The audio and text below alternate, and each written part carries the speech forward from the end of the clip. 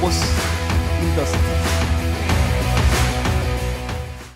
롤스로이스의 인수합병 되기 전 벤틀리와 롤스로이스의 핍박 속에 60년이라는 시간을 보내고 다시 이제 해방이 되면서 폭스바겐 산하로 넘어가면서 디자인에 대한 독창 자율성을 얻었는데 왜 벤틀리는 라이트를 딱딱 이렇게 눈 박듯이 4개를 했을까?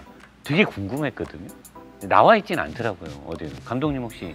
저도 그걸 못 찾았는데 네. 진짜로 궁금해 찾아봤는데 없어요, 저는. 그럼 오피러스 디자이너한테 근데 물어보면. 저는 그걸 어디서 생각을 하냐면은 벤틀리가 그 빗자를 자동차 곳곳에다 숨겨놨거든요. 아까 네, 말씀드린 있어요. 것처럼 기어봉에도 있고요. 예, 기어봉에도 있고 네. 옆에 디자인에다 녹여놓는다고. 그치, 옆부분에 예, 날개처럼. 녹여놓고 거기 그 벤틀리 어느 모델인가 뒤에 테일 라이트 부분이 B자예요. B자로 돼 있어요. 이렇게 불을 켜보면 이렇게 B자처럼 이렇게 형상이.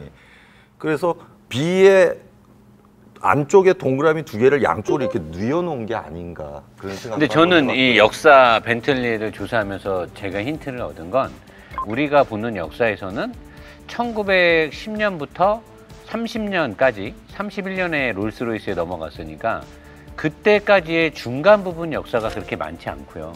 롤스로이스의 인수합병 된 뒤로부터는 롤스로이스 가문에서 벤틀리의 재정 지원을 그렇게 많이 해주진 않아요.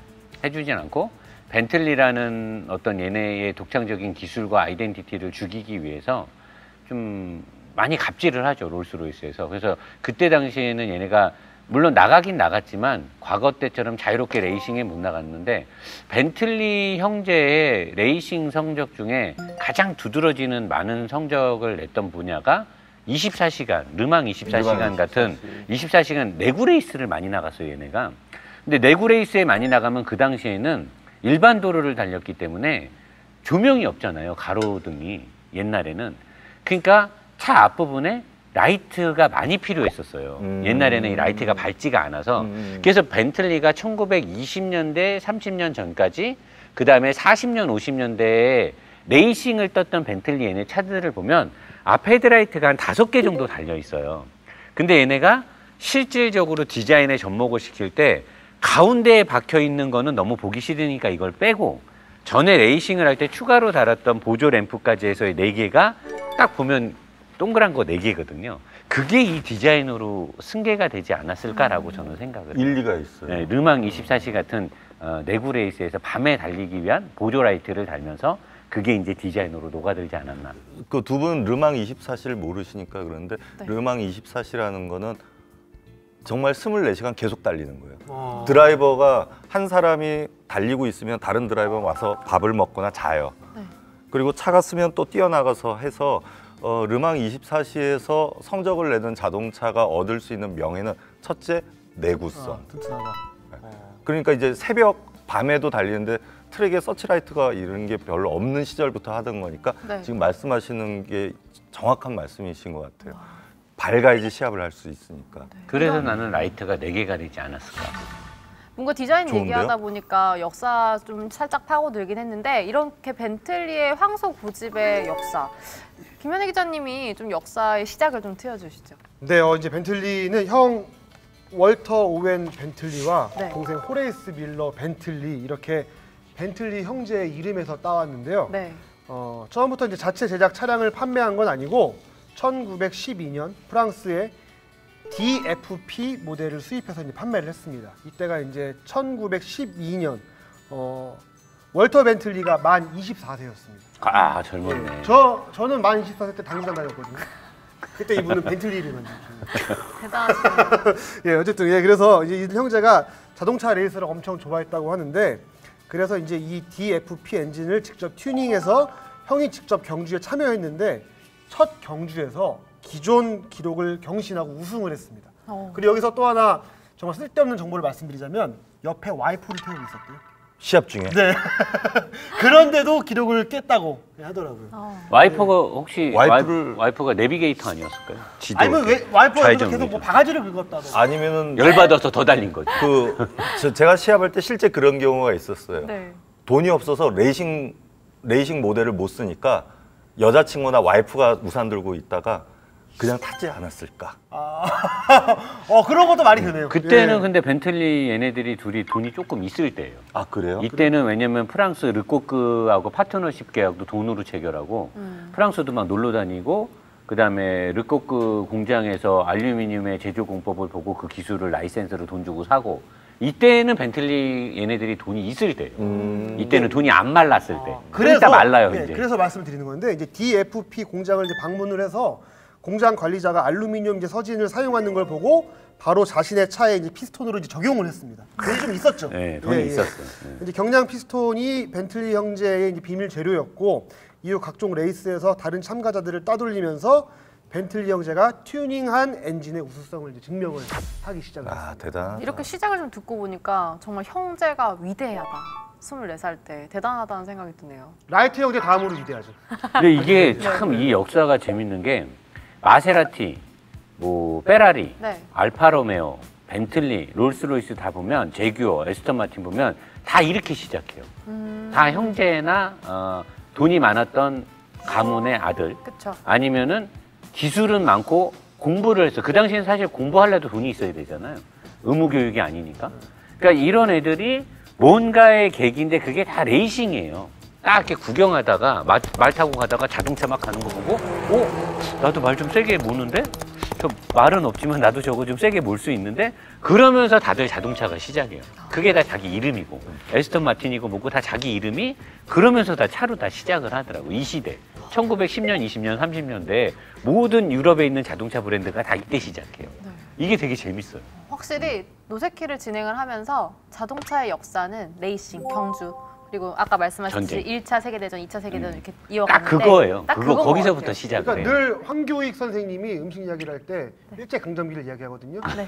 우리 노 소장님이 항상 이야기할 때 2차 세계대전 이야기를 하시는 네. 근데 일단 저희가 1차 세계대전부터 짚고 좀 가면 좋을 것 같은데 이게 1914년에 1차 세계대전이 벌어졌는데 1912년에 자동차 회사를 차린 거면 그 당시에 1차 세계대전의 그 전쟁 위기는 어떻게 이겨낸 건가요? 그러니까 지금 우리가 계속 벤틀리의 뭐 디자인 이야기를 많이 했는데 이제 네. 좀 엔진 이야기를 해야 될 것 같아요. 네. 예, 이제 벤틀리뿐만 아니라 대부분의 외제차 브랜드는 전쟁 속에서 오히려 더 발전을 했는데 벤틀리에도 이제 위기가 아니라 기회가 찾아왔습니다.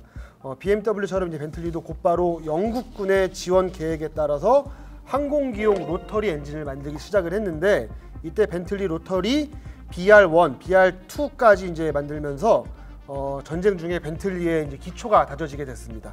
늘 자신의 이름을 내건 차를 만들고 싶어 했는데 전쟁 덕분에 만든 항공기 엔진이 호평을 받으면서 자동차 제작에 대한 그런 자신감으로 이어졌습니다. 사실 1차 세계대전 때는 모든 자동차 제조회사들은 부흥할 수밖에 없었어요. 2차 세계대전 때처럼 강제 징집이나 공장을 뺏기고 이런 게 아니고 1차 세계대전은 전쟁이 다들 좀 소극적이었어요. 다 참호 전투. 그리고 막 탱크가 가고 전투기가 가고 이러진 않았기 때문에 그 당시에 전쟁 참여 국가도 보면 1차 세계대전은 약간 경제 부흥의 밑거름이 되는 전쟁이었고 이제 2차 세계대전 때는 좀 참담했죠. 막 망한 나라도 있고 막 이러는데 1차 세계대전이 영국과 독일과 프랑스에 있는 공장들을 살짝 부흥해 주게 해주는 시발점이었었어요. 시발 단어가 여기서 나오는데 시발점이었고 그때 감독님이 우리 BMW 할 때 제가 이제 의구심 가져서 감독님이 BMW가 항공기 엔진, 전투기 엔진을 한 거 아니냐 그랬잖아요. 그 나중에 답변이 왔어요. 뭐라고요? 독일 쪽에서 이런 쪽에 관련된 분이 왔는데 제가 그때 메샤슈미트 전투기가 되게 좋은 거라 그랬잖아요. 네. 근데 메샤슈미트의 전투기에 엔진과 전투기를 만들던 회사는 따로 있었다. BMW는 여기다 공급한 게 아니다. 그리고 롤스로이스나 벤츠나 다른 회사들은 이제 일반적인 항공기 엔진인데 감독님 예상이 맞았어요. BMW는 많이 생산되진 않았어요. 더 비쌌는데 메샤슈미츠보다 더 빠르고 더 센 전투기에 BMW가 엔진을 납품했어요. BB9인가 뭔가 있는데 엄청난 전투기였어요. 메샤슈미츠보다 훨씬 빠른 전투기예요. 그 엔진을 BMW가 만든 거예요. 그러니까 감독님 말대로 그래서 얘네가 고성능의 가벼운 엔진을 만드는 기술이 축적이 됐던 거였어요. 그래서 방금 홍하나가 얘기했던 1919년에 진짜로 벤틀리 브랜드를 만들게 된 계기가 1914년부터 18년까지의 군수 납품을 통해서 번 돈을 가지고 회사를 만들 수 있는 제반이 모아진 거죠. 이렇게 1차 세계대전이 끝나고 자동차 산업이 이제 영국에서 부흥을 하면서 1919년에 벤틀리 형제가 그럼 드디어 꿈에 그리던 자동차를 만든 건데 이세찬 감독님, 네. 이 벤틀리 형제 처음으로 만든 차가 어떤 차인가요? 그러니까 네. 사진이요? 네, 준비하겠습니다. 네. 네. 그러니까 이렇게 하면 사진이 올라가나 봐요. 약간 뭐 메뉴판식으로 이걸로 보여드릴까요? 웨이터. 그렇습니다. 지금 사진에서 의상도 보이는 자동차가 1919년 10월에 네. 그 당시에 이제 궁극의 3리터면 리터수가 굉장히 높은 건데. 3000cc면 이 당시에는 조금 컸죠. 그죠. 와, 네. 근데 더 놀라운 거는 1919년이면 우리나라에서는 3.1 운동할 때입니다.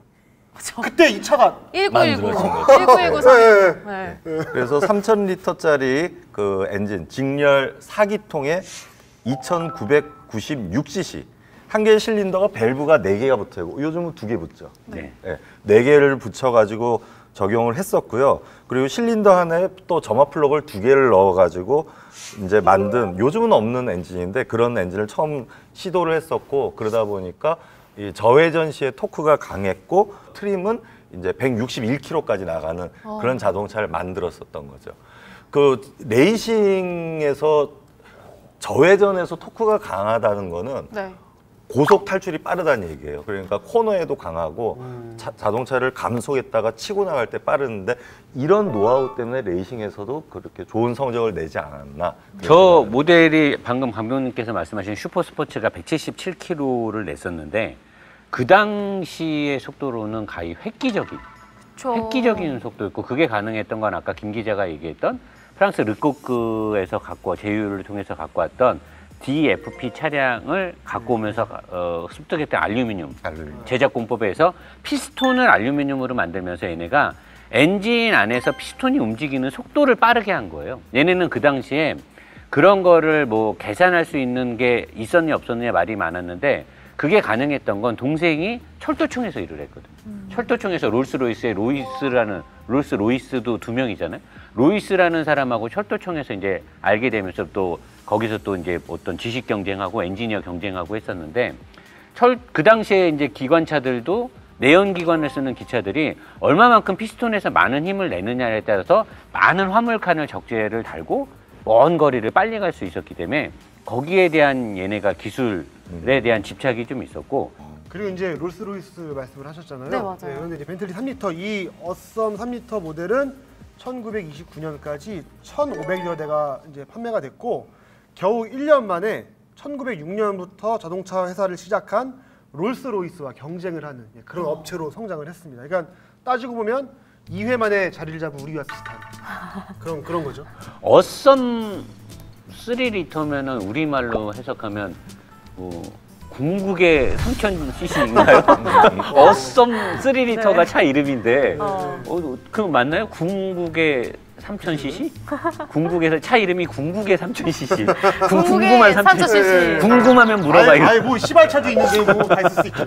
차 이름이 어썸 3리터. 지금 엔진 얘기가 나오니까 문득 두 분은 로터리 엔진이 뭔지 아세요? 로터리요? 예. 지금 방금 잘 모릅니다. 비행기에 로터리 엔진을 납품했다. 네네. 강한 엔진. 아니, 로터리는 말 그대로 로터리를 상상하시면 돼요. 예. 로터리. 여기 삥삥 교차로에서 돌아가는. 예. 그 일반 자동차는 피스톤이 이렇게 움직여서 가는 엔진을 쓰는데 로터리는 피스톤이 팔자를 그리면서 돌아요. 이렇게 안 움직이고 팔자를 그리면서 이렇게 돌아요. 그래서 이걸 로터리 엔진이라고 하는데 로터리 엔진은 CC에 비해서 출력수가 굉장히 세요. 그래서 항공기도 많이 썼고 뭐 자동차에도 잠깐 쓰다가 연비가 너무 안 좋고 네. 그다음에 그 배기가스가 너무 안 좋아서 이제 단종되긴 했는데 네. 작은 엔진에서 큰 힘을 내기에는 굉장히 좋아서 이제 비행기에는 썼다.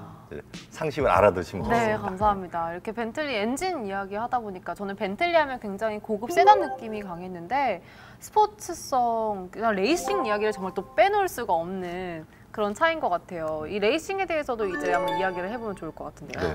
감독님 이제 신나시죠? 네, 아니요, 감독님의 그 판이 깔렸습니다. 아니요, 딴 데 가면은 네. 레이싱 얘기 나오면 기술 얘기를 하니까 신이 나는데 네. 여기는 역사라서 지난번에 우리 회식할 때 예. 차를 모르는 이 스태프분들한테 코너링하는 법을 직접 몸소 일어나서 몸으로 온몸을 던져서 브레이크를 이렇게 밟고 그 얘기를 계속 하셔가지고 그러니까요. 제가 도망갔는데 이쪽에 와서 또 그 얘기를 따라다니면서 계속 레이싱 교육을 시키는. 네. 그래서 제가 그 이후에 브레이크를 밟을 때 나눠 밟아요. 나눠 밟는 거를 신경을 써봤어요. 멋지다.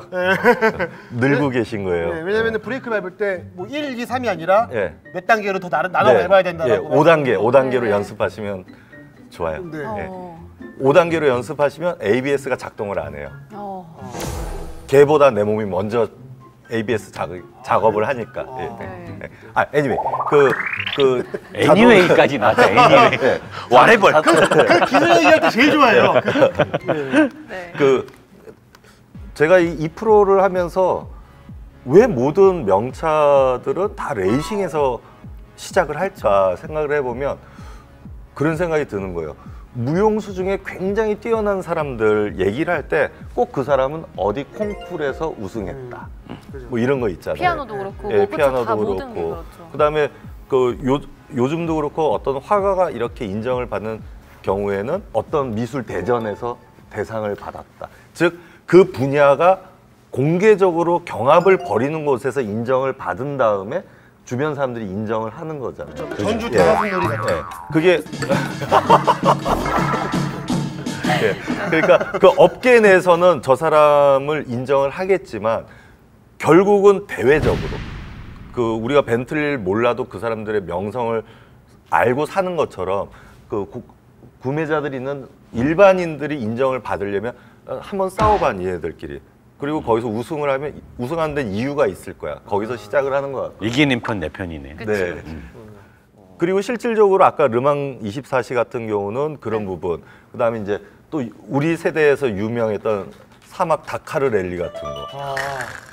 대륙을 관통하는데 차가 퍼지지 않고 가.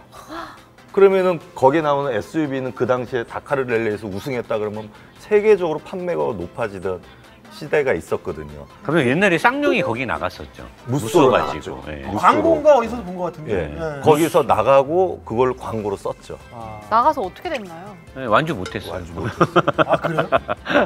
거기는 완주만 해도 완주만 해도 해도 대박인 거예요. 네. 완주하는 차가 별로 없어요. 네. 그래서 예, 여기 바로 준비했습니다. 예. 제가 다시 이렇게 해야지 들어야죠. 네. 레이싱 사진 한번 보여드릴까요? 네. 거의 뭐 인간 예. CG인데요. 인간 CG. 자 여기 보이시죠? 예. 이렇게 보면 별로 안 빨라 보이는데 차가. 근데 저런 차로 160km 막 이렇게 달렸다니까 엄청난 거죠. 그 당시에 저렇게 생긴 차가 평균적으로 한 90km, 100km까지 나갔는데 벤틀리나 롤스로이스나 에스턴 마틴이나 막 이런 애들이 마세라티도 그렇고 알파로메오도 그렇고 저렇게 생긴 마차바퀴 같이 생긴 거를 달고 이게 버티나 네, 저거 근데 생각이 들었어요. 저 당시에 저런 차로 160km를 달린 거예요. 요새 자전거 바퀴도 요렇게 나네요. 음. 더 두꺼워요. 근데 이런 걸로 어떻게 160을? 그러니까. 와. 근데 저런 걸로 160을 달리면서 코너를 돌고 사람이 앉아 있는 걸 보면 어디다 부딪히면 사람 무조건 죽는 그쵸, 거예요. 이건- 안전장치도 없고 안전벨트도 없고 정말 목숨을 위에 걸고 뭐 하는 없고 거네요. 그냥 진짜 저거는 말 타고 가는 거나 저 당시에는 사실 말 타고 다녔으니까 똑같이 생각했을 거예요. 말에서 떨어지면 낙상으로 죽듯이 차도 그냥 부딪히면 죽는다라고 각오하고 달렸던 것 같아요. 네. 네, 벤틀리는 정말 시작부터 고급스러운 그 자체였던 것 같은데 벤틀리가 그렇게 개발하고 업그레이드 시킨 결과 6.5리터, 8리터까지 개발을 해내죠. 그런데 이 8리터는 실패작이었다고 하는데 왜 실패작이었나요, 노 사장님? 근데 지금 그 당시에는 이제 비싸고 대공황, 네. 유럽의 대공황 그 경제가 완전 붕괴가 되죠, 걔네가. 그래서 사실 8리터 같은 차는 3년 동안 총 100대 정도로 생산을 했고 그중에 70몇 대밖에 판매를 못 했어요. 그러니까 3년 동안이니까 1년으로 따지면 1년에 20몇 대. 그러면 한 달에 2대 정도밖에 못 판 꼴이거든요.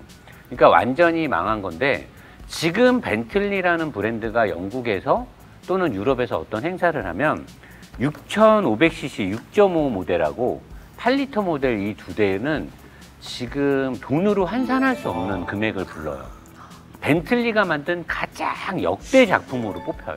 근데 시기적으로 잘못 태어났기 때문에 얘네가 판매가 안 됐던 거고, 얘네는 사실 1919년에 벤틀리를 설립을 해서 1922년부터 계속 레이스에서 우수한 성적을 내고, 그러면서 얘네가 그거를 바탕으로 해서 셰시 개발에 투자를 하고, 그래서 얘네가 아까 우리가 서두에 얘기했던 코치빌더를 둬서 자기네들은 성능과 파워트레인에 집중 투자를 하고, 코치빌더들한테 뮬리너라든가 뭐 이런 쪽에다가 외관과 내장재를 맡기고, 그렇게 가다가 6.5리터를 만들어서 정말 명차로 인정을 받고, 그때 이제 롤스로이스가 엄청 배 아파하죠. 네. 그러다가 이제 1930년에 들어가는 그 시점에 최대 작품인 8리터라는 차를 만들어요. 근데 이제 그러고 나서 대공황 시절에 맞물려서 곤두박질 치기 시작하는 거죠. 그러다가 이제 안 되니까 롤스가 돈이 많았거든요. 로이스는 기술이 좋았고, 얘네가 쓱 와서 사실 벤틀리의 레이싱 업적과 벤틀리가 갖고 있었던 엔진 기술이나 이런 것들이 사실 탐났던 건 사실이거든요. 근데 자기네가 판매량이나 회사의 규모나 자금력이 좋으니까 벤틀리를 인수를 하죠. 그러면서 이제 벤틀리의 60년 참혹한 시절이 이제 시작을 하는 거죠. 60년 동안 진짜로 참혹하리만치 진짜 감옥 생활이 시작되는 거죠. 60년 동안. 그러니까 이런 식으로 벤틀리는 서자 취급을 당하면서 60년이라는 세월 동안에 자기네 주도적으로 뭔가를 생산을 못하고 롤스로이스의 저렴이 버전을 생산하는 브랜드로 전락해버린 거. 전락된 거죠. 예. 그게 바로 사진이 여기 있는데.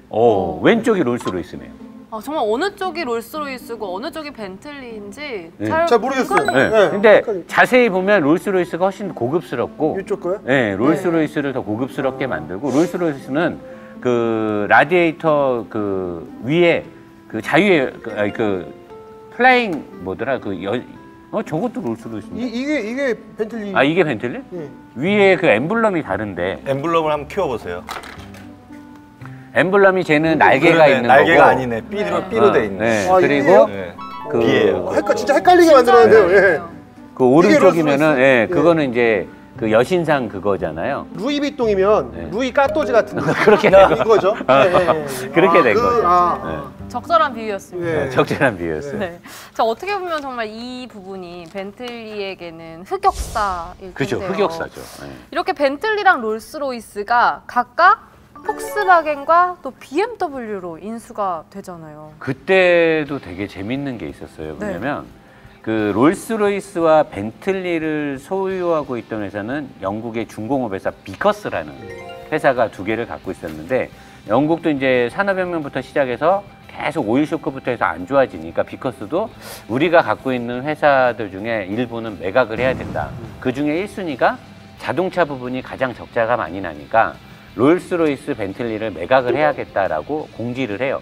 근데 그 당시에 롤스로이스하고 가장 파트너십이 좋았던 회사는 BMW였어요. BMW가 엔진과 자동차 부품의 벤더 회사였어요. 롤스로이스에. 그리고 엔진 같은 경우는 BMW에서 주도적으로 준 것도 있었고, 그래서 그냥 암암리에 누구나 다 중학생 정도만 되면 다 알아요. 저거는 BMW다. 저 회사 비커스의 롤스로이스 벤틀리라는 회사는 BMW로 가야 된다. 그래서 시가총액을 계산을 해서 얼마에 넘어가기로 다 끝나 있었단 말이에요. 다 끝나 있었는데 그냥 BMW에서는 뭐 딱히 다른 경쟁자도 없었고, 왜냐면 롤스로이스의 내부 사정과 공장에 대한 뭐 여러 가지 현황 파악을 BMW가 다 하니까 그 당시에 누구도 BMW가 아닌 다른 회사가 롤스로이스를 인수하지 않는다. 근데 처음에 벤틀리를 인수할 때 롤스로이스가 롤스로이스라는 회사명을 숨기고 입찰에 들어가요. 얘네도 한번 양아치 짓을 해요. 롤스로이스도. 벤틀리를 꼭 갖고 싶었던 거지. 마지막에 공개 매각 입찰에서 폭스바겐이, 유럽의 짱깨 폭스바겐이 막대한 돈을 한 4분의 1, 20% 이상을 더 써요. 매각 금액을, 인수 금액을. 그래서 롤스로이스 벤틀리가 폭스바겐에 넘어간 거예요. 그래서 이제 BMW 난리 난 거지. 그럼 막 의의 상하고 막 난리가 난 거죠. 근데 이게 공개 매각이니까, 입찰이니까 어떻게 할 수가 없는데, 이게 되게 복잡해진 게, 롤스로이스는 또 사내 규칙이 뭐 이건 정확한 건 아니에요. 제가 뭐 다 외울 수는 없으니까. 브랜드를 라이센스를 갖고 있어야만 차를 생산할 수 있는 권한이 또 법으로 있어요, 영국에.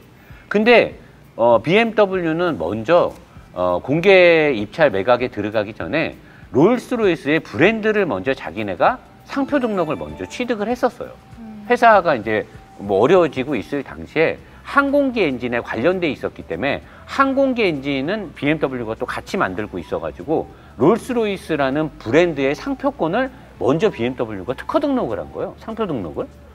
근데 이 상황에서 또 생산에 관련된 무슨 등록을 또 폭스바겐이 추가 돈을 주고 또 사.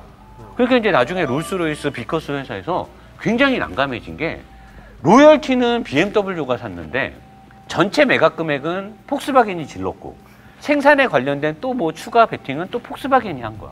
근데 이거를 이제 사람들이 다 봤을 때 이거는 그냥 비커스에서 니들이 그냥 결정하면 끝난다.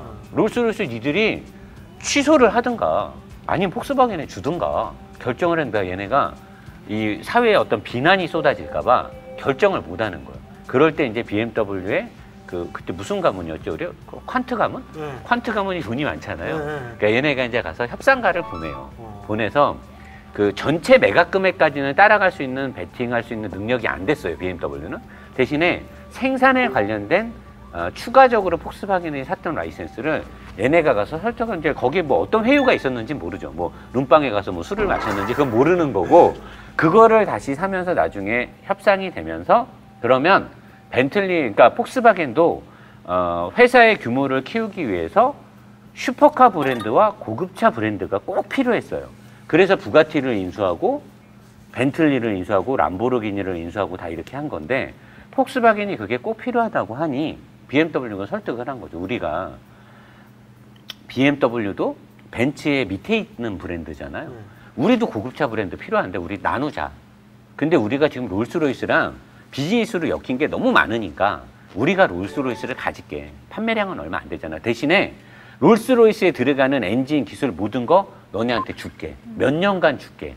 그럼 폭스바겐이 생각해 보니까 사실 그 브랜드도 중요한데 기술도 중요하거든. 근데 BMW가 롤스로이스에 들어갔던 엔진 미션 모든 걸 다 준대. 몇 년 동안. 사실 그 정도 규모에서 몇 년간 받으면 전수는 끝나는 거거든요. 그 폭스바겐이 그래?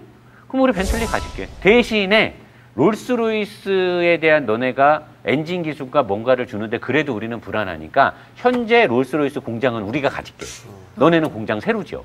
그러니까 BMW가 이게 돈으로 안 되니까 알았어. 그렇게 할게. 그래서 다 주고 롤스로이스를 BMW가 갖고 와요. 그리고 롤스로이스는 BMW가 공장을 구두드 지역에 새로 짓죠. 새로 짓고 벤틀리와 롤스로이스 공장과 엔진 기술을 싹 다 줘요. 폭스바겐에. 그래서 이제 폭스바겐은 롤스로이스가 더 위에 있는 브랜드인데 벤틀리를 갖고 왔으니까 거기다가 사정없이 투자를 하는 거예요. 그러면서 아까 감독님이 얘기한 대로 돈을 아끼질 않아요. 사정없이 막 쏟아붓는 거예요. 그래갖고 벤틀리가 연간 생산량이 보통 뭐 800대, 1000몇 대, 뭐 많아야 뭐 2400대. 그 2400대 판 거는 벤틀리 총 90년 역사상 한 번 있었나 그랬을 거예요. 거의 뭐 1000대에서 왔다 갔다 했는데 폭스바겐이 돈을 확 쏟아 부으면서 지금 10,000대 이상 팔아요. 3억짜리 차를. 그러니까 이제 어마어마하게 성장해서 지금은 롤스로이스는 워낙 비싸기 때문에 한 달에 한 뭐 1년에 많이 팔아야 1000몇 대, 2000몇 대 팔거든요. 지금은 벤틀리가 완벽하게 복수를 한 거죠. 60년 시절 동안 받았던 핍박을 한 방에 그냥 지금은 벤틀리가 이제 훨씬 더 많이 팔리고 더 기술적인 우위를 많이 갖고 있는 거죠. 역사 얘기를 들으니까 뭔가 엄청 빨려 들어가지 않아요? 굉장히 경청하면서 들었어요. 요거는 시청자들이 꼭 알아야 되는 역사죠. 네. 저는 되게 재밌게 들었는데 시청자분들도 굉장히 재미있게 느껴졌으면 좋겠네요. 지겨울 수도 있죠. 근데 이렇게 해서 정말 벤틀리의 역사를 보니까 롤스로이스 밑에 있다가 또 폭스바겐 산하에 있으면서 정말 힘든 시기를 보내고 결국엔 지금의 벤틀리가 있는 거잖아요. 그렇죠. 네. 이제 벤틀리가 사실 아까 콘티넨탈 GT에 대해서도 굉장히 이세창 감독님이 얘기를 많이 해주셨는데 롤스로이스와 이렇게 비교했을 때 이런 역사를 보면 어떤 좀 특징이 있을까요? 콘티넨탈 GT도. 그러니까 벤틀리가 폭스바겐으로 넘어간 다음에 결국은 마케팅이잖아요. 우리가 어떤 고객층을 노릴 거냐 선택을 참 전 잘했다고 생각해요. 롤스로이스랑 싸우려고 한 게 아니고 롤스로이스가 건들지 않았던 부분. 아까 얘기했던 롤스로이스는 우리가 무슨 스포츠카야. 우리는 그런 거는 안 만들어. 해. 그래 그럼 우리가 만들게. 그리고 롤스로이스랑 같이 있으면서 60년 동안 핍박을 받았지만 또 거기서 배운 것도 많잖아요. 그리고 걔네들이 실제 쓰던 공장의 장인들도 많이 빼왔거든. 그렇죠. 그러니까 그 고급스러움 그거에 가지고 와서 롤스로이스를 운전석에서 롤스로이스 팬텀에서 운전석에서 내리면 100% 기사예요. 그렇죠. 100%인가요? 거의 100%라고 보시는 게 맞아요. 네. 94.7%라고 그 통계 자료가. 학계에서 그래 그거 학계에서 잘못해갖고 조사입니다. 통계청장 날라간 거잖아요. 그렇구나. 네. 94.7%. 통계청장이 그래서 날라간 거예요. 94.7%. 네. 그런데 벤틀리에서 운전석에 내리면 94.7%가 오너예요. 96.5%라고. 96.5%. 예. 예. 그래서 아까 기억나세요? 네. 뒷자리가 왜 이렇게 생겼냐고 반듯반듯. 네. 벤틀리는 디자인이나 모든 철학이 운전석으로 포커싱이 돼 있어요. 저 맞췄네요. 오너 드리븐. 네, 약간 벤츠랑 비교할 때 왠지 네. 그럴 것 같더라고요. 예. GT의 근데 그 약자가 그랜드 투어링, 고성능 스포츠카라는 그런 뜻이잖아요. 그렇죠. 그런 뜻도 네. 되고 이제 특히 유럽 쪽에 있는 차들이 GT라는 말을 많이 쓰는데 네. 거기서는 우리는 여행 갈 때 저기 남해까지 한번 가볼까인데 거기는 우리 여행 갈까 벨기에 한번 갈까 그리고 막 국경을 넘어다니는 거거든요. 그래서 출력도 받쳐줘야 되고 굉장히 장거리를 계산해서 가는데 그때 이제 제가 벤틀리 쪽 사람한테 직접 들은 거는 그 유럽 전체를 돌아다닐 수 있는 고성능 자동차. 스포츠카라는 말은 안 하더라고요. 고성능 자동차 그렇게 표현하더라고요. 분단된 조국이 굉장히 슬프네요. 아, 그쵸. 네. 우리 빨리 통일돼야겠다. 우리 유라시아 뚫려야 되죠. 그래서 차 몰고 쫙 한번 가봐. 우리 러시아까지 한번 갈까? 막 이래야지. 그쵸. 네. 좋다. 정은이가 좀 해주면 괜찮은데. 전화 좀 해보세요. 안 받더라고. 안 받아요? 요새 안 받아요. 네. 아무튼 이 벤틀리라는 럭셔리 세단 브랜드가 GT로 성공했다는 거는 그 벤틀리 형제의 정말 꿈이 이뤄진 게 아닐까라고 저희가 역사를 좀 정리해봐도 되지 않을까 하는 생각이 들어요. 자, 이렇게 벤틀리 역사 쭉 한번 정리를 해봤고요. 이번에는 이제 여러분의 순서입니다. 여러분이 궁금하신 점을 저희가 하나하나 풀어보는 질문 있어요 순서입니다. 빠밤. 역시. 근데 보통 우리 그 자동차 프로그램이니까 네. 있어요? 그러면 막 이렇게 소리 나야 되는 거 그렇게 아니에요? 할까요, 이제? 질문 있어요. 이것도 좋던데. 저 감독님 존경했었습니다. 페라리 나오면 이거 폭풍한 거 아니죠?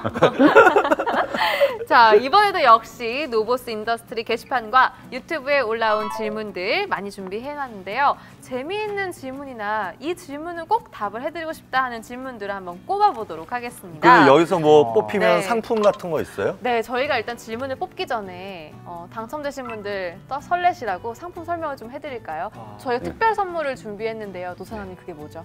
메가스마일 칫솔 세트를 좀 조금이 아니라 여러 식구가 쓸 수 있도록 오. 굉장히 좋은. 근데 다들 써보셨잖아요. 써봤어요. 근데 여기서 막 칫솔? 이렇게 생각하시는데 그런 칫솔이 아니에요. 저는 그 칫솔을 써보면서 느낀 건데 칫솔계의 벤틀리다. 그렇게까지는 아닌 것 같은데. 나는 아니 왜 그런 말씀을 2년째 쓰고 드리냐면, 있는데 왜 그러냐면 아까 벤츠 정도. 아까 제가 벤틀리 얘기하면은 계속 옆에서 딴지 관계 구찌 계속 그 얘기를 하잖아요. 네. 근데 그 칫솔 네. 칫솔 모가 굉장히 얇은 그죠. 미세모인데 끝을 현미경으로 본 그거 보셨어요? 끝을 다 깎아놨어. 그게 현미경이 집에 독일에서 있으세요? 제작한 거래요. 예. 칫솔 다른 칫솔은 이렇게 깎여 있거든요. 근데 미세하기 때문에 스크래치 잇몸에 나는 걸 안 나는데 걔는 끝을 다 뭉퉁하게 다 깎아놨어. 그게 활성탄에 독일에서 제작한 거예요. 그 정도로 칫솔모를. 그 정도로 굳이 그걸 다 깎아놨어요. 그리고 되게 좋죠. 그 디자인 부분 말씀하셨는데 와 이게 실용적인 디자인이구나. 딱 잡으면 최소의 힘으로 내 입에 전달되는 압력을 조절할 수 있게 최소의 힘으로. 이거 어떻게 아시지? 요새 홈쇼핑 나가셔도 될 것 나가셔야 될 것 같은데. 같아요. 메가스마일에 전화할까요? 홈쇼핑 바로 나가신다고? 감독님? 전화 주세요.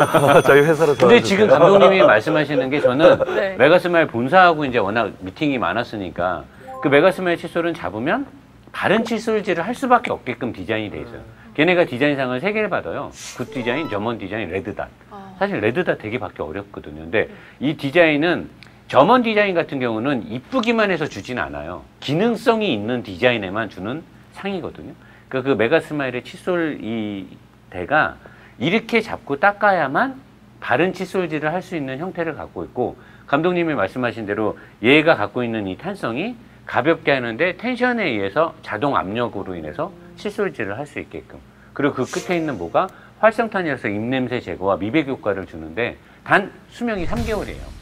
약간 좀 부드러워서 그렇지. 너무. 그러니까 활성탄이니까 활성탄이 이제 깎여 나가는 거죠. 근데 보통 칫솔 계통에 계신 분들이 원래 칫솔 수명이 3, 4개월이라고 그러더라고요. 저한 3년씩 썼는데. 아예 안 돼요. 저도 한 3년씩 쓰는데. 원래 칫솔은 1년에 아, 최소 그런 3번 거구나. 이상을 바꿔야 된대요. 근데 최소 저는 세 이 번. 칫솔 쓰면서 좀 단순할 수도 있지만 디자인이 속된 말로 좀 간지가 쩔어요.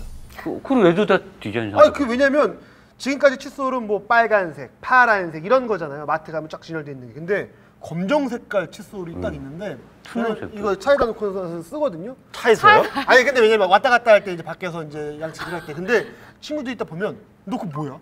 약간 뭔가 간지가 쩌는 칫솔이고 그리고 저는 약간 칫솔질 스타일이 약간 차인표시 스타일이거든요. 저 분노양치 네. 스타일이고. 분노양치라는 스타일인데 이거는 처음 했을 때 좀 약간 좀 불편했어요. 왜냐면 이게 분노가 안 되죠. 뻣뻣한 느낌으로 이런 게 안 돼서 이건 뭐지 했는데 지금 굉장히 부드럽게 잘 그러니까 그게 바른 하는- 칫솔질을 예, 예. 유도할 수 있는 디자인을. 그리고 이게 하다 보면은 곧 부러질 것처럼 휘어지거든요. 네. 근데 굉장히 좀 이렇게 뭐라 해야 되죠? 연성이 좋죠. 탄성이 자연스럽게 칫솔질을 하게끔 만든 거여서 저도 잘 쓰고 있어요. 두 분은 열심히 입 아프게 설명하셨지만 저는 뭐 미소로 보여드릴게 좀 쓰고 있거든요. 네.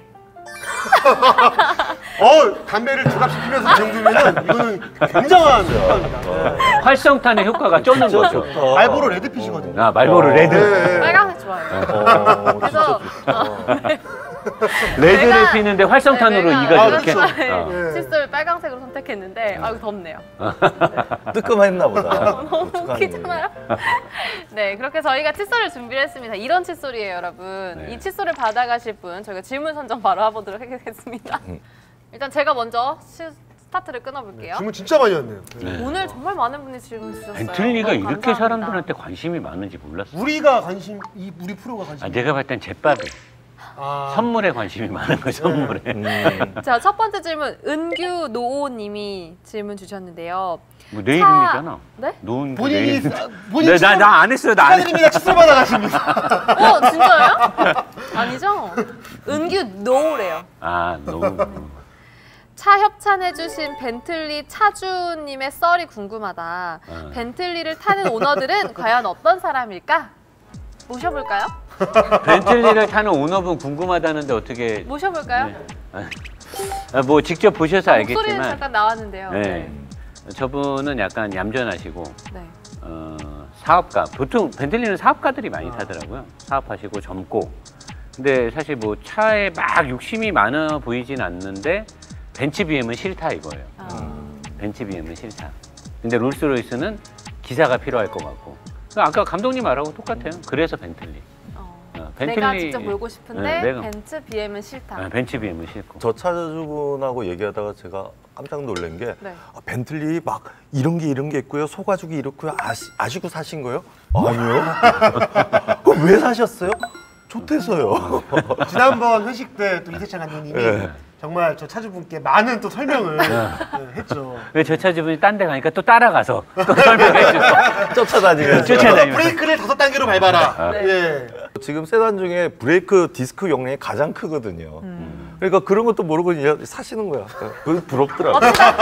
좋겠다. 멋있다. 아, 일단 감사합니다. 벤틀리 저희가 오너 멋있다. 오늘 그래도 차를 빌려주셔서 또 시승도 해보고 그러면 칫솔 세트를 서비스 벤틀리 오너한테 줘요. 칫솔 세트 은규 노호님께 드리도록 하겠습니다. 아, 축하드립니다. 자, 그다음 기자님 뽑아주시죠.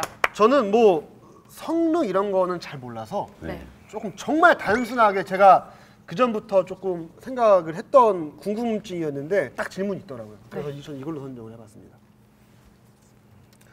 승원 김님의 질문인데요.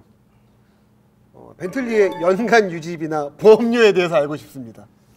차주님, 그 벤틀리 보험료가 얼마예요? 궁금해요, 진짜 궁금해요. 보통 이거야. 벤틀리 이거야. 분들은, 그럼. 몰라, 신경 안 써. 신경을 안 써. 얼마인지 뭐가 중요해. 뭐가 중요해. 그리고 내면 되지. 내면 네. 돼. 네, 얼마든 내면 자동이체로 돼. 나가니까 아니, 몰라. 근데 저같이 늘 이제 보배드림이라던가 무슨 엔카에서 차를 보면서 밤마다 이 차 좋다, 한번 타보고 싶다 이런 사람들은 보험료 계산도 해보고 이거를 리스로 승계했을 때 이건 얼마가 되는지도 계산해보고 사지도 못하면서. 그런데 우리 같은 사람들에게 꿈과 희망을 주기 위해서는 이거 답변해 주셔야 우리가 내가 알려드릴게요. 벤틀리가 평균 차값을 3억을 잡고요. 3억을 잡으면 자차 비용이 꽤 비싸요. 내 차 손해가 났을 때 이제 보험에서 물어줘야 되니까 무사고 운전 경력이 약 10년 정도 되는 사람이 3억짜리 벤틀리를 자차를 들면 자차 비용이 약 한 180만 원 가까이 나와요. 160 이상. 대인 대물까지 다 하면 최고로 적게 나왔을 때 200만 원 내외의 연간 보험료가 나오고요. 대부분은 평균적으로 350이 넘습니다. 그리고 이제 운전 경력이 짧거나 나이가 어리거나 사고 경력이 있거나 이런 분들은 연간 보험료가 한 700에서 900 정도 나옵니다. 연간 보험료만. 유지비는 이제 배기량이 5000cc가 넘으니까 네. 그 자동차세는 연간 한 160만 원 정도 나오고요. 자동차세는. 그러면 일단 뭐 1000만 원 넘어가 거기까지만. 그리고 이제 워런티가 살아 있을 때는 뭐 엔진오일 교환비나 이런 게 안 들어가겠지만 중고차를 사서 만약에 엔진오일을 직접 간다. 그럼 뭐 오일 한번 갈 때도 거의 한 7, 80만 원에서 많게는 140만 원 정도 들어가고 브레이크 라이닝이나 이런 거 갈 때 뭐 400부터 600까지 디스크까지 다 갈 경우 한 1600 정도. 타이어 4짝 가는데 한 500 정도. 요렇게 들고요. 기름값은 평균적인 일반 시내를 탔을 때 연비가 한 5, 6km대 나오니까. 5km? 네. 그럼 뭐 대충 봤을 때 월 소득이 뭐 2천 이상 넘지 않는 사람은 사실 할부 끼고 사면 죽는다고 보면 되는 거예요. 자, 노 사장님 질문 하나 뽑아주시죠. 저는 뭐 아무거나 그냥 집을게요. 그냥 뭐 보지도 않았는데 씨 비읍 이건 꼭 봐야 돼? 꼭 집어도 그런 말 그러면 나는 집어도 이런 것만 입히지? 현재 나오는 벤틀리는 폭스바겐 그룹 안에 있는 회사들의 기술력으로 만들어지는 건가요? 아니면 벤틀리 독자의 기술로 만들어진? 이 질문이 좋네. 벤틀리 독자의 기술은 이제 다 역사 속으로 들어갔고요. 지금은 폭스바겐 그룹 안에 있는 포르쉐의 주도적인 리드 아해에 새로운 벤틀리가 나와요. 그래서 이번에 폭스바겐 그룹 안에 있는 포르쉐가 만든 파나메라 신형의 플랫폼을 가지고 신형 벤틀리를 만들었고요. 파나메라에 들어가는 엔진과 파나메라에 들어가는 미션, 그 다음에 구동 시스템이 다 들어갔습니다. 벤틀리는 폭스바겐 그룹 안에서 약 90년대부터 2000년대 초중반, 그러니까 2004, 5, 6년까지는 벤틀리의 기술이 남아있는 상태로 차가 생산이 됐고요. 반반. 폭스바겐의 기술과 벤틀리 기술 반. 2010년에 다가가기 시작하면서부터는 벤틀리의 기술은 이제 가내수공업, 안에 내장재나 이런 것들만 이제 벤틀리, 그 다음에 외장, 도료, 요런 거는 이제 벤틀리 원래 영국에 있는 그 기술이 들어가고 그 외에 이제 테크니컬한 기술들은 다 폭스바겐 걸로 싹 다 넘어간 거고 지금은 거의 이제 없다고 봐도 되죠. 다 폭스바겐 그룹 안에서 정책적으로 움직이는 시스템화 되어 있는 거죠. 네. 근데 조심스럽게 말씀드리고 싶은 거는 그렇다고 해서 벤틀리가 폭스바겐이 되는 건 아니에요. 당연하죠. 벤틀리는 벤틀리의 철학을 가지고 계속 가져가고 있기 때문에 벤틀리의 명맥은 계속 이어질 거라고 생각합니다. 네, 맞습니다. 아이디가 뭐라고 하셨죠? 씨 비읍 이거 아니야. 아스수 스무디. 그럼 씨 이거는 그냥 여기 사장이 그냥 혼자 하신 거죠? 여기 써 있어요. 뭘 혼자예요? 내가 여기 써 있구만. 써 있네요. 쌍시읍 비읍 이건 꼭 봐야 돼. 딱 써 있어요. 아이디가 뭐라고요? 아수스 스무디. 아수스 스무디님께도 칫솔 선물 세트 드리도록 하겠습니다. 네, 오늘 이렇게 질문도 저희가 뽑아보면서 여러분들의 궁금증도 해결해 봤는데요. 네. 다음 편에도 저희가 여러분들의 질문 성심성의껏 답변을 하겠습니다. 람보르기니 람보 편에서. 진짜 다음에 람보르기니 하는 거예요? 네. 람보르기니. 오케이. 네네. 네. 여러분의 질문 노버스 인더스트리 게시판과 유튜브를 통해서 궁금한 점 접수 받도록 할 테니까요. 많은 참여 기다리고 있겠습니다. 자, 그리고 이제 마무리할 시간인데요. 모두 준비가 되셨나요? 아, 그럼요. 자, 이제 스케치북을 꺼내주세요. 네, 약간 골든벨 같은 느낌이. 친구야 미안해 이런 거 쓰면 되나요? 벤틀리는 땡땡땡 뭐 자유예요? 땡땡땡이다. 빈칸에 들어갈 본인만의 생각을 적어주시기 바랍니다. 기발한 오늘 한 줄 평을 한번 들어보고 마무리를 해보도록 할게요. 자, 그렇다면 세 분의 한 줄 평 뭐라고 쓰셨을지 한 분씩 공개하도록 하겠습니다. 자, 김현애 기자님. 네, 저는 이렇게 써봤습니다. 벤틀리는 내 눈만 높여놨다. 오. 네. 제가 처음 여기 1회에 처음 나왔을 때 한 얘기가 차를 바꿀 때가 돼서 무슨 차를 바꿀까 이렇게 좀 이렇게 들어보러 왔는데 오늘까지 듣다 보니까 이제는 벤틀리 정도는 돼야 될 것 같고 뭔가 내 자동차 시트 가죽에 네. 모기가 구멍을 내놨으면 못할 것 같고 목이 그냥 네, 그 정도까지 이제 뭔가 이렇게 쉽게 쓸데없는 제 수준만 높아져서 오히려 눈만 걱정이 높여놨다. 걱정이 좀 앞으로 더 들어요. 그래서 한 달에 한 5천 버시나 봐요. 그래서 벤틀리는 내 눈만 높여놨다라고 해봤습니다. 네. 그다음에 이세찬 감독님. 네, 저는 넌 내 거야. 예, 썸데이. 네. 예. 벤틀리 컨티넨탈 GT 쿠페. 네. 그냥 컨티넨탈 GT가 이제 그걸로 네. 명명됐어요. 꼭 언젠가는 제 여자 만들고 싶어요. 아, 여자를 또? 예, 되게 민감한데? 예. 아, 알겠습니다. 예, 알겠습니다. 걔는 꼭 자, 이제 조심하십시오. 데리고 오고 싶어요. 예, 예. 저희 집사람 프로포즈 할 때 쓴 말이에요. 오. 너 내 거야. 또 벤틀리에게 오늘 프로포즈를 하는 거예요? 예, 근데 이제 좀 시간이 걸릴 것 같아요. 썸데이. 예, 네, 예, 언젠가는 네. 제 여자 하고 싶네요. 네. 노 사장님? 벤틀리가 가스 사실 같은 걔네들이 뭐라 그러더라? 뭐 We start where other stop인가? 네. 그들이 멈춘 곳에서 우리는 시작한다고. 네. 걔네들의 그 슬로건, 회사 슬로건이 있더라고요.